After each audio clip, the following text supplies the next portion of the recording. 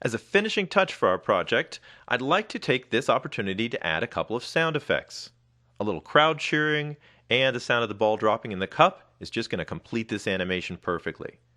Now, I happen to have a couple of files ready for us to use inside of our Chapter 4 folder. So let's go out to the File menu, and I'm going to choose Import to Library. I'll just go over to our desktop. That's where our project files should be, and then Chapter 4. Now I've got a couple of files right here.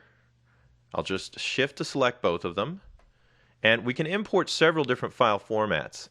WAV and MP3 are probably amongst the most popular, and you can just bring them right into the library. And I'll do that by clicking Open. Now first let's go check. There we can see our two new items added to the library. They have a little sound icon, and they're ready to be used. And in order to use a sound inside of a flash file, it's actually pretty easy. They only go one place, and that's on a keyframe. Now I'm just going to randomly select a keyframe from our panel up here at the top, one that doesn't have a motion tween on it, and you can see that a typical frame property allows me to attach sound to the keyframe. All I have to do is pull down the menu, and any sound that's in my library is going to show up. What I like to do is I like to give my sound effects their own keyframe, and that way I can move them around independently of the graphics. So let's go right up here to the top and make a new layer for our first sound. I'll rename this layer Drop Sound. And we can place a keyframe wherever we want the drop sound to occur. So let's move the playhead and find out where the ball actually drops into the cup. There's where it hits the lip, and if the cup had any depth to it, it would probably hit the bottom right around here. So let's make a keyframe in our new drop sound layer. I can use the Insert menu, and go down to Timeline and just insert a keyframe. Now let's select that keyframe. We'll go down to our keyframe properties, and we'll choose the ball drop sound. Now if I move my playhead over a little bit, you can see that the sound actually places a waveform in the file, so you can see where the sound actually occurs. These little bumps are going to correspond to the actual sound playing back in the file.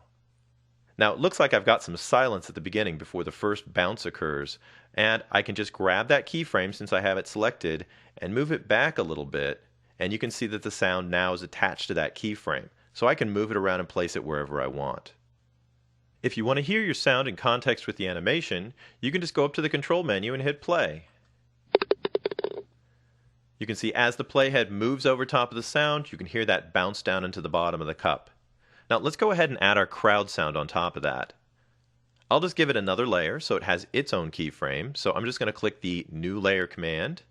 That'll make a new layer right on top of our current layer for drop sound. We'll make this cheer, or perhaps cheer sound. And let's move our timeline to see where we're going to put that sound in. The crowd should probably start cheering right after the ball goes in the hole. So for starters, I'm just going to put a keyframe out here, let's say around frame 60. I can use the keyboard shortcut of F6. That'll make a keyframe right here in my sound layer. And once again, that keyframe selected, I can just go down to the sound properties in my frame panel and choose the cheer sound. Now there you can see once again the waveform kind of showing us where the sound's appearing. Again, it looks like there's a little quiet, so we can move this back just a little bit.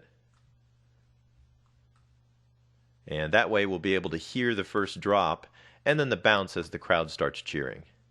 This time, let's use Test Movie to see how our movie's looking. I'll go up to the control panel, choose Test Movie, and in Flash Professional.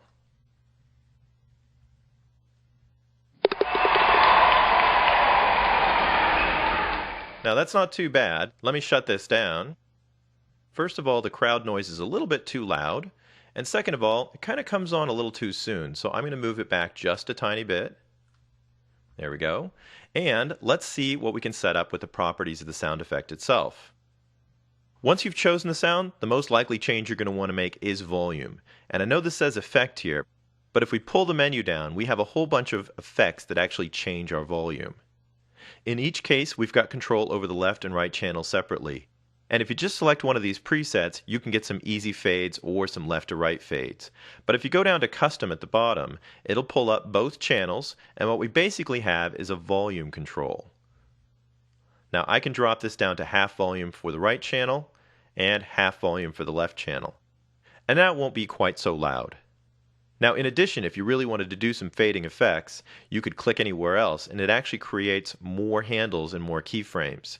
So that's kind of what a fade in would look like. But I don't really want that for right now, so I'm just going to pull that back out to the edge, and that way I'll get rid of that extra keyframe. We can play our sound right here just to see if our adjustments have been good. And that's a little bit more appropriate for our project. I'll click OK, and our sound settings are saved. Now that you've finished your animation, you might want to go ahead and publish it and take a look at it. But before we do, let me just point out one thing. Each time we've done a test movie, the program has actually created a SWIFT file, and we can take a look at it. Let me just minimize my Flash program here for a second. I'll go out to my desktop files, and we'll go back into Chapter 4. And you can see there's our golf flaw we've been working on, but we also have a SWIFT file. Now the program actually recreates this SWIFT file and writes over it every time you do a test movie. But it is a SWIFT file, and it's actually the same file that the program would make right now if we chose the publish settings. So if you don't need an HTML and all you need is a SWIFT, you're basically done at this point.